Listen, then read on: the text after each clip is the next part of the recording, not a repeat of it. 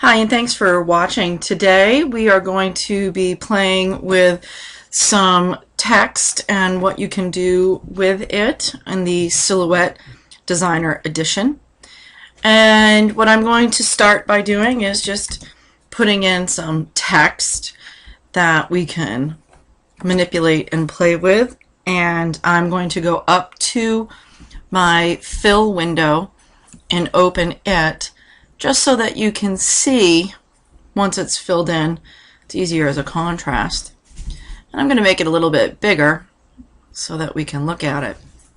One of the things that I really like to do with text is once I get it to the size that I'm happy with, I go down to the ungrouping button in the lower left.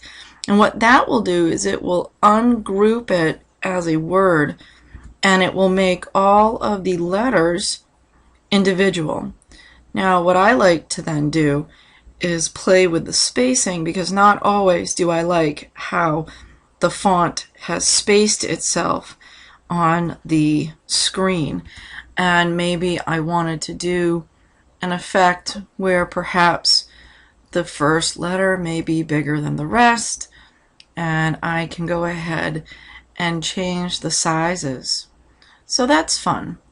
Now, once you're done with playing with the letters and the sizes, some things that you want to do with it is to make sure that they're all spaced evenly.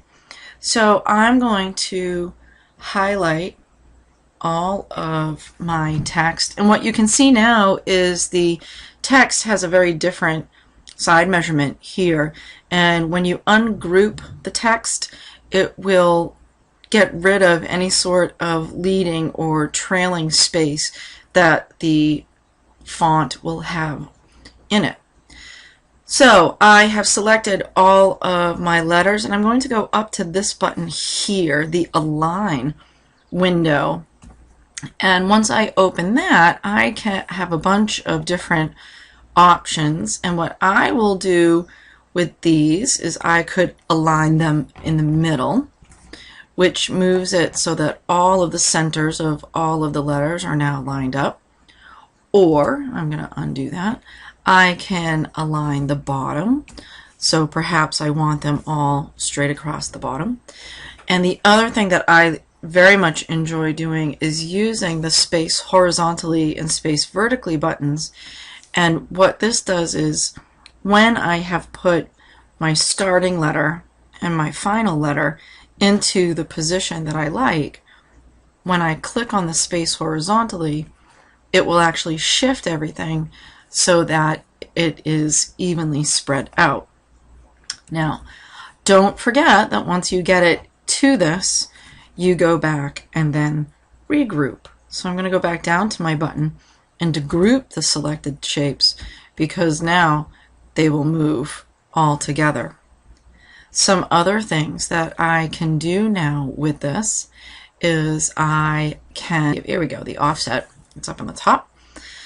So let's say I want to put something behind this. I want to accentuate it a little bit. So let's click on the entire word, the entire text, and I'm going to offset. And what that does is it gives an outline of the font that I've written. I can do a bunch of things with it. I can make it bigger by sliding the offset distance and see how it gets big like that, or even smaller, but at some point it is 0 and you don't even notice it. And then I think I'm going to go to about there. And I can change the corners also. This font happens to be quite rounded, so we're going to want the corners to be round, but you can make them semi-sharp, which doesn't really come out in this text very much, but that's fine. We can do a different example. And then apply. And what that will do is it will now apply the background, and watch what will happen when I remove the text from it. I now have an outline of the offset. And what I will do is I will now color this something different. I'm going to go to my fill color and I'll make it black, red, just as a contrast. And now you can see how the text goes over. If perhaps I moved it out of the way because I wanted to play with this, and now I go to line it back up, I can't seem to find the right spacing. So what I can do is highlight everything. You can Control A on that, which is select all. I'm going to go back to my align window, and I'm going to center it. And centering will move it all pretty. And there you have it. Some lovely things to do. Thanks for watching.